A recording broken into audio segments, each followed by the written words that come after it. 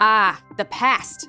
A time without video games, smartphones, anti-lock brakes, and many basic human rights we enjoy today. Things that are ordinary now used to be considered wild and crazy notions. Take voting.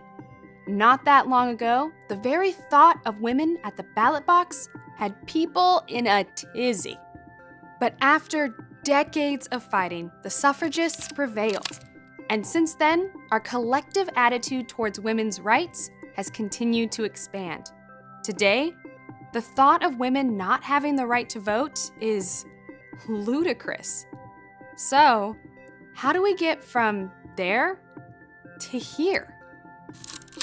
How does social change happen? First of all, when we talk about making social change, we're often talking about changing cultural values. These are the core principles and ideals upon which an entire community exists. They are part of everyday life and feel as natural as breathing.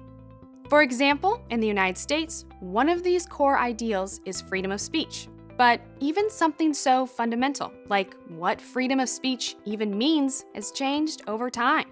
Why? Well, for one thing, technology changes over time. Technology is a big factor in social change. Here's one example. In the late 19th and early 20th centuries, the popularization of the bicycle played an important role in the women's suffrage movement.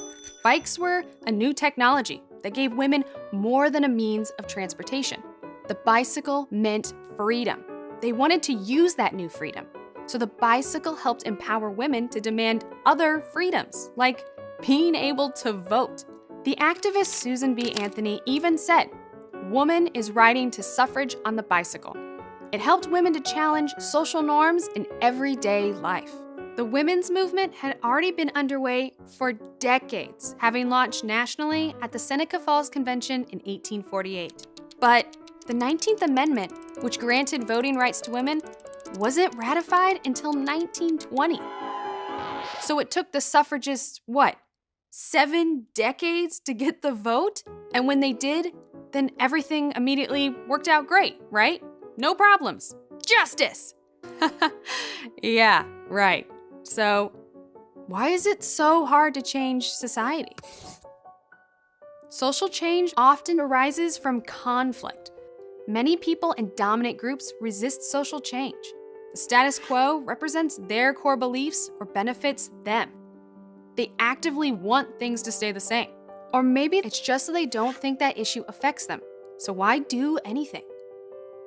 Either way, that pushback means social change is not smooth. Here's just one extreme example.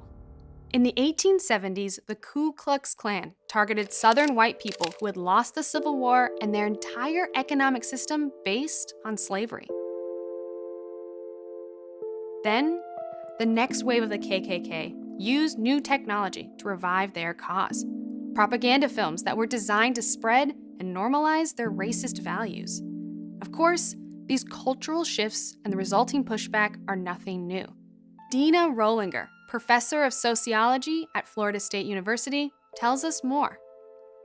We want to think of social change as uncomplicated, but it's anything but. So one of the things that you really need is you need to have a social movement. You need to have a diverse set of groups that generally share a goal and are acting more or less together to enact some kind of change. But that alone is not enough. You have to have politicians or other kinds of elites who also think that the issue is important. You need public support. And oftentimes you need some kind of event, something that really gets people's attention and puts an issue on the radar. Movements take decades of people gathering public support and lobbying to get new laws on the books. But laws are only one piece of the complex puzzle that shifts public opinion and makes new ideas feel normal. Those ideas become part of our socialization, the process that teaches the norms, values, and other aspects of culture. We're socialized by institutions like our families, schools, friends, and mass media. And of course, technology is another piece of the puzzle.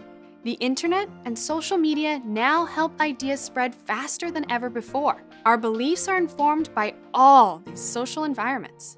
For example, the belief in marriage equality. In 1996, when Gallup first asked about that issue, only 27% of Americans supported it. A 2018 Gallup poll showed that 67% of Americans supported same-sex marriage. That's a huge shift. Through decades of social movements and political actions, marriage equality gained traction, eventually tipping into mainstream acceptance. In 2015, the Supreme Court reflected that belief, ruling that the Constitution guarantees a right to same-sex marriage. But even then, it wasn't unanimous. It was a 5-4 vote. And that's how social change happens. It's not like everyone all of a sudden just decides to agree. We have to take a really long view to social change and cultural change. Oftentimes, political change will precede it. You have to think about a relatively small group of people trying to convince the rest of culture, the rest of society, and politicians that their way of viewing the world is not abnormal, but completely legitimate. And that's not an easy task. Back to that earlier example.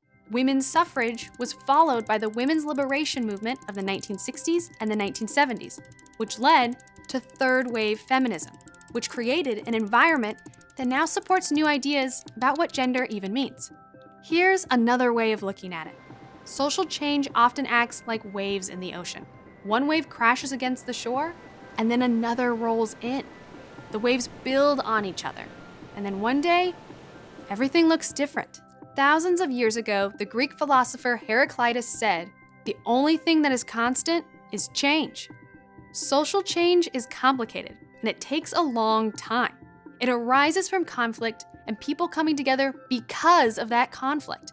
So what do you want your world to look like?